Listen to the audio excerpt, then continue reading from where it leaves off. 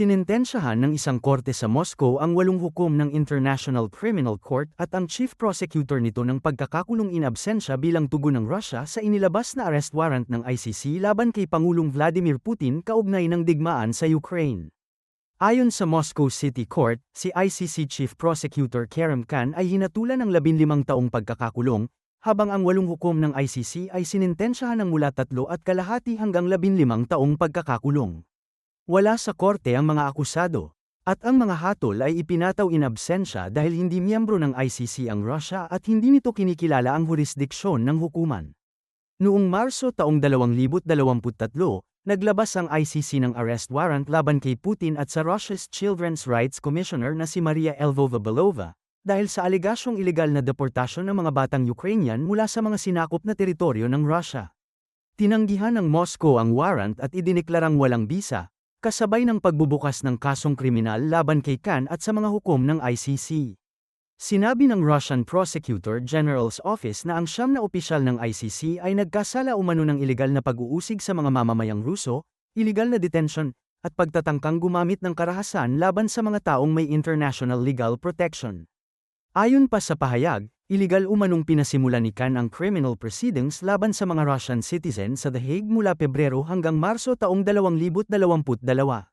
Iginiit din ng Russia na ang ICC presidency ay walang legal na batayan nang iutos nito sa mga hukom ang paglalabas ng arrest warrants laban sa mga opisyal ng Russia. Dahil dito, inilagay ng Moscow ang 9 na opisyal ng ICC sa international wanted list nito. Kabilang sa mga sinintensyahan ang dating ICC President na si Pyotr R. Joseph Hofmansky, kasalukuyang ICC President Tomoko Akane, at iba pang mga hukom ng korte. Ngayon, kapag sasabihin po ng gobyerno ngayong bagong taon, hayaan nyo po gagawa ng mga reforma, hindi na po mauulit yan, magbabantay na po kami, maayos na po nga. Huwag tayong maniwala na hindi sila magnanakaw. Magnanakaw at magnanakaw pa rin po sila.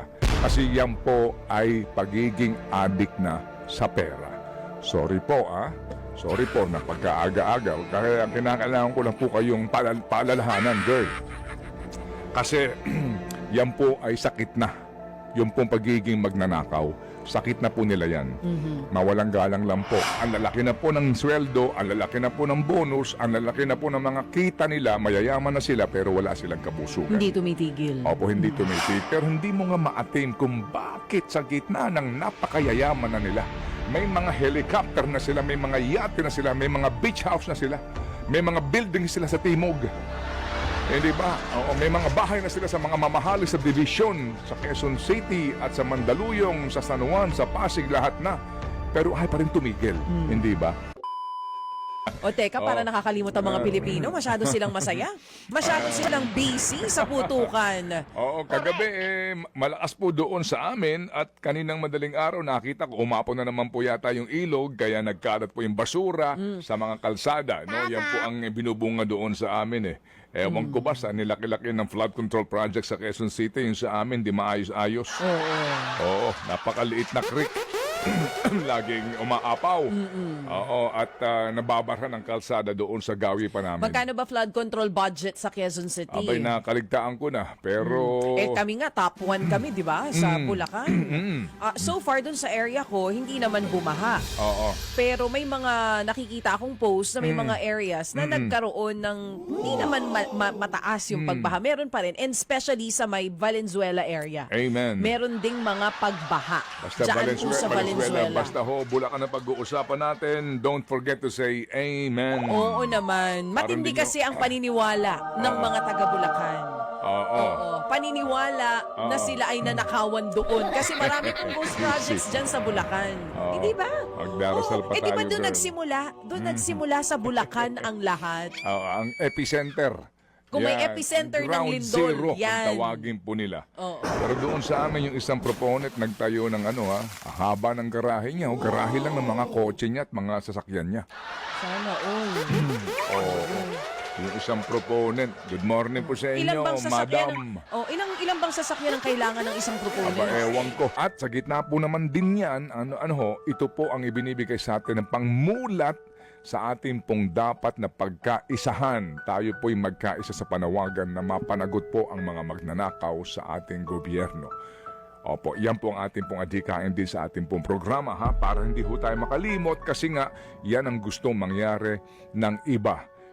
Humupa ang ating damdamin at muli ho tayong magkalimutan hanggang sa susunod na naman po na skandalo. Yan po yan. Pansinin po ninyo.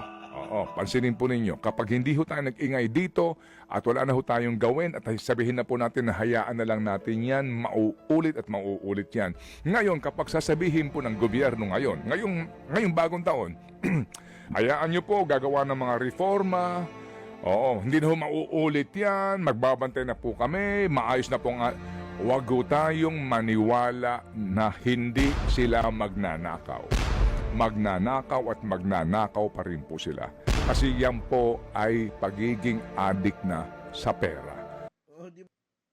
Sorry po Sorry po na pagkaaga-aga. Kaya kinakailangan ko lang po kayong paalalahanan, girl. Kasi yan po ay sakit na. Yung pong pagiging magnanakaw, sakit na po nila yan. Mawalang galang lang po sa mga snatcher. Oo.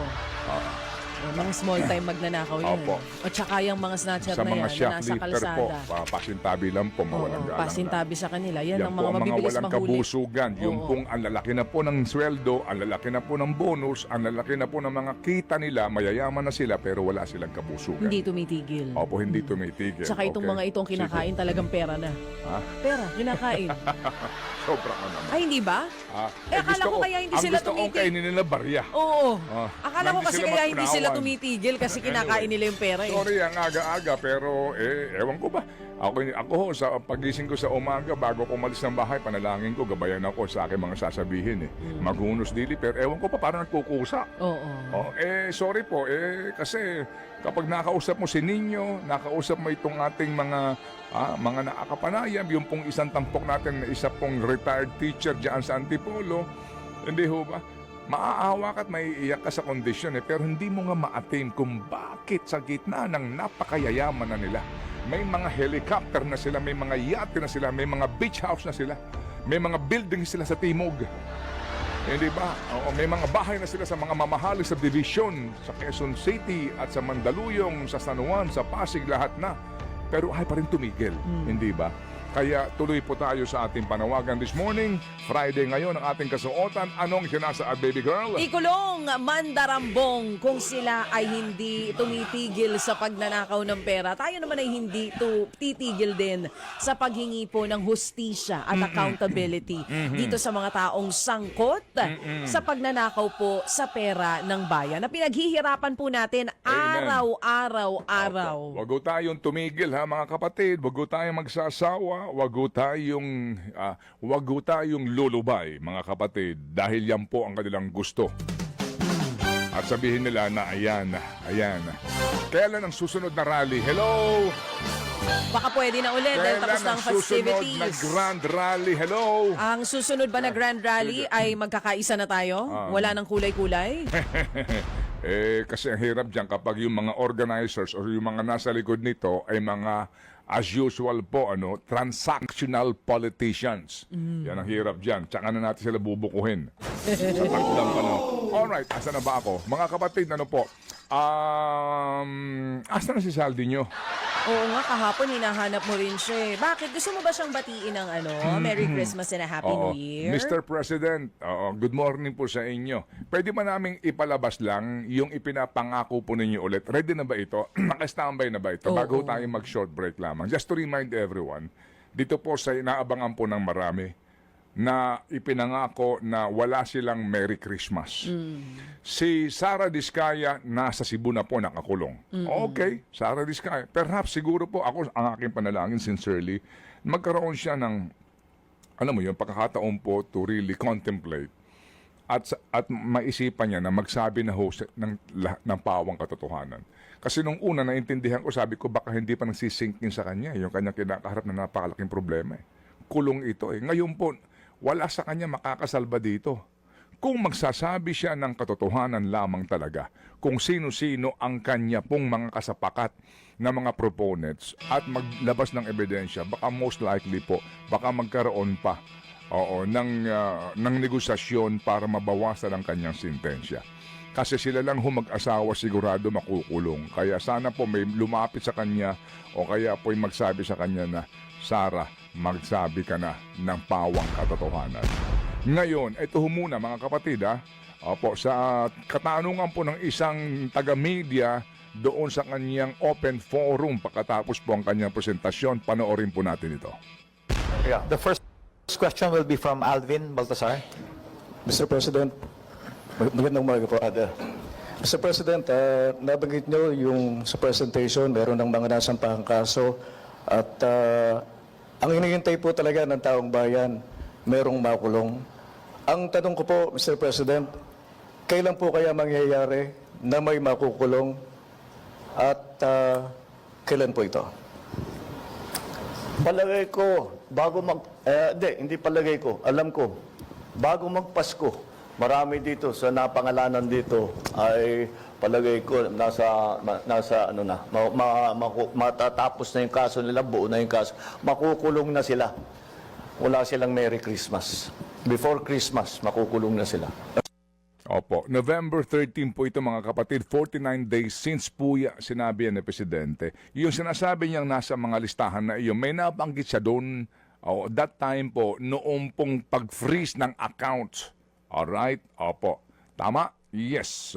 Sila Henry, Boss Henry. Si Boss Henry Alcantara, si Bryce Hernandez, si JP Mendoza. Okay. Ang Pero mga meron din siya starring sinasabi sa after Bulacan. that, na mga nag-anunsyo siya. Na meron daw pong mga proponents, magkapatid nga yung binabanggit niya, na pareho pong kongresista na froze na po yung accounts at yung daw namumuro. Pero yun nga din po, siguro in fairness, kung ako naman po din ang sasagot, may binanggit bang petsa?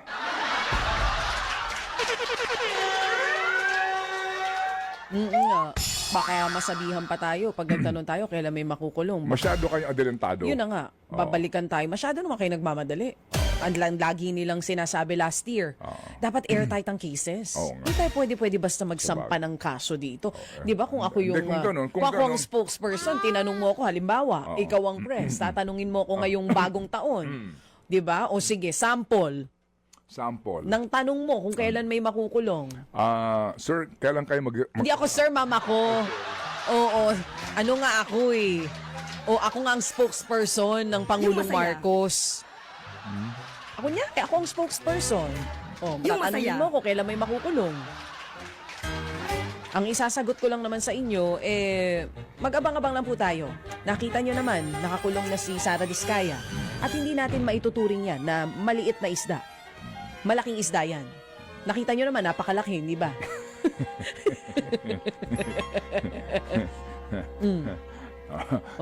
Di ba? Alas 6:34 na. Sabi ko maghuhunos dili muna ako, girl. Oo. Maya-maya na ang birahe. Ano pa masabi ko dito? Opo, abangan na po ninyo. Handang-handa na po ang ating mga tampok na balita sa News 5!